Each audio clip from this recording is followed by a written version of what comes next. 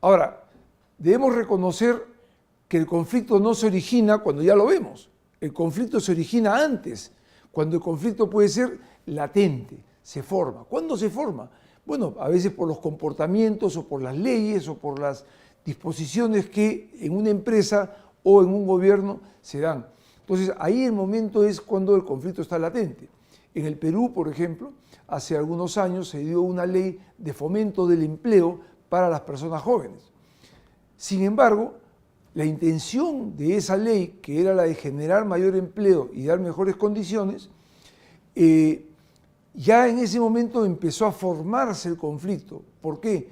Porque las expectativas que tenía la población, las expectativas que tenían los grupos políticos frente a ese tipo de leyes que se estaban dando, empezó a generar un conflicto latente. Y ese conflicto latente luego ya surge de una manera más manifiesta. ¿Cuándo se da la manifestación? Bueno, se da cuando algunos actores políticos empiezan a manifestar su desacuerdo, algunos grupos etarios, ¿no es cierto?, los jóvenes, empiezan a ver de que se les iba a recortar de alguna manera algunos beneficios que ellos tenían bajo la legislación actual, o cuando las empresas empiezan a ver de que esta manera no iba a ser realmente una solución al problema del empleo para las personas jóvenes. Entonces, ¿qué es lo que empieza a pasar? Empieza a escalar el conflicto. ¿Cómo se ve la escalada del conflicto? Bueno, a través de manifestaciones públicas, a través de la intervención de las fuerzas del orden, a través de declaraciones de los políticos. Entonces vemos que inicialmente la intención pudo haber sido buena, pero si no estuvo claramente definido hacia dónde íbamos a ir, poco a poco empieza a surgir el conflicto, se empieza a escalar, hasta que llega un momento que tenemos que buscar una desescalada. ¿Cómo se hace la desescalada? Bueno, en este caso, el gobierno tuvo que intervenir. Si lo hubiera hecho positivamente, probablemente hubiese explicado los beneficios y hubiera buscado el consenso para que las personas entendieran de que esto era una medida que podía tener efectos positivos en el desarrollo de las personas. Sin embargo, el comportamiento fue evitarlo. ¿Y cómo lo evitaron? Dejaron de lado la legislación que habían promovido. Sin embargo, el conflicto sigue latente, o la necesidad de buscar una solución para el empleo sigue latente. Por lo tanto, esto de aquí está todavía en un proceso de maduración, de buscar una solución que sea satisfactoria para resolver una necesidad que se tiene, y de alguna manera tenemos que buscar luego una transformación. Esa transformación pasará por encontrar nuevas vías, pasará por entender claramente de qué manera se puede generar el empleo y no sobredimensionar los costos que hoy día las empresas tienen que afrontar.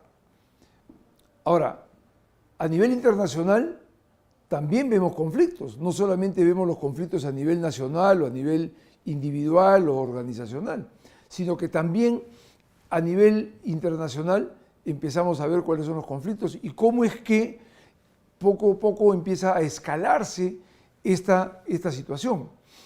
Inicialmente en los países, en las regiones, tenemos una paz estable y una paz durable y por lo tanto la situación de conflicto no se da. Sin embargo, poco a poco empiezan a darse algún tipo de tensiones. Tensiones que pueden darse porque una de las partes pretende de alguna manera irrumpir frente al territorio de otros, porque puede ser por un problema de captar recursos, porque piensa que tiene una pretensión histórica, porque no está satisfaciendo adecuadamente las necesidades de la población, y entonces empiezan a generarse ciertas tensiones. Esas tensiones pueden ser incursiones de grupos militares o guerrilleros o alguna bomba o cosas por el estilo, y entonces empieza a generarse una paz que ya no es estable, sino que empieza a mostrar claramente una serie de manifestaciones. Veamos lo que está pasando hoy día en Europa con los grupos terroristas que están poniendo bombas, y esto genera ciertamente una inestabilidad y por lo tanto llega un momento que puede generar una confrontación. Aquellas personas o aquellos países que se sienten afectados por esta inestabilidad van a buscar la confrontación. Y esa confrontación puede darse a través del envío de tropas hacia las bases donde pueden estar dándose el origen de la toma de decisiones para estos conflictos. Finalmente, si se llega a dar eso, va a haber un momento de crisis y se puede producir una violencia, y esa violencia será pues ya el intercambio de armas, el intercambio de proyectiles y con muchos daños hacia la población civil, hacia la sociedad en su conjunto, y finalmente se declara la guerra. Luego vemos en nuestra lámina que esta situación tiende a bajar. ¿Por qué tiende a bajar? Porque de alguna manera vamos a buscar lograr nuevamente la paz, una paz durable, a través de la suscripción de un acuerdo de paz, a través de satisfacer las necesidades de las partes involucradas. Sin embargo, esto en el tiempo a veces sigue generando tensiones y podría ser de que esto se vuelve cíclico. Claro, hoy en día tenemos organismos como las Naciones Unidas y tenemos una serie de fuerzas del orden como la OTAN u otras que nos ayudan a mantener esta paz mundial, pero ciertamente nos evita que las regiones, los países o los gobernantes de los países recurran a veces a medios para solucionar sus propias pretensiones o las pretensiones que tiene en su país, ¿no es cierto? Entonces el conflicto lo podemos analizar desde estas tres perspectivas.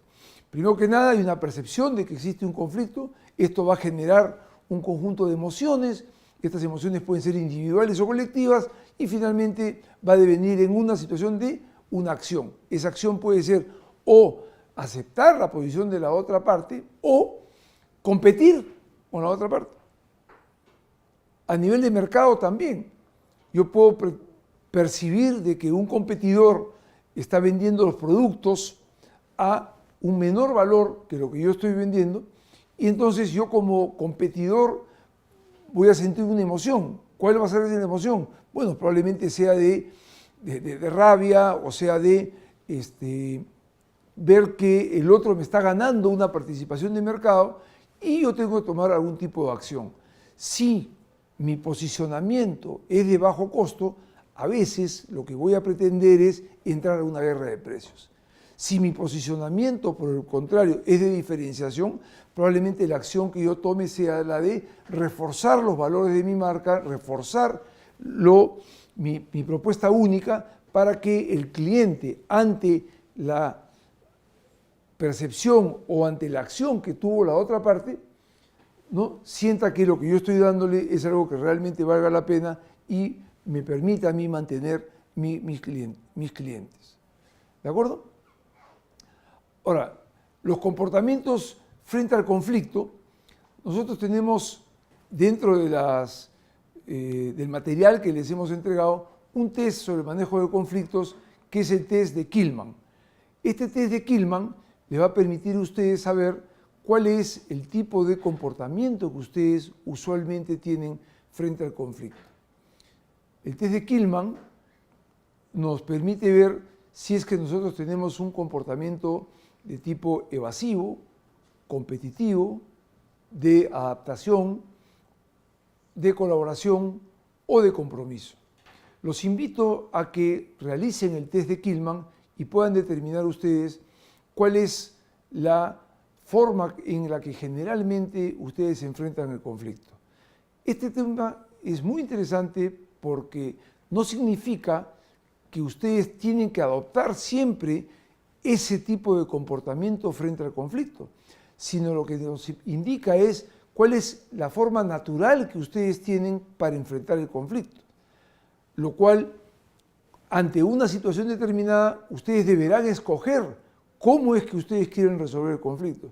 Si conviene evadirlo, si conviene ser competitivo, si conviene buscar solamente la relación. Pero el conocer cuál es la forma como yo resuelvo el conflicto me ayuda para poder saber qué tipo de comportamiento debería adaptar o adoptar en la próxima vez que yo tenga que resolver un conflicto. Ahora, vamos a imaginarnos por un momento que si yo quiero resolver el conflicto, tengo varias formas para hacerlo.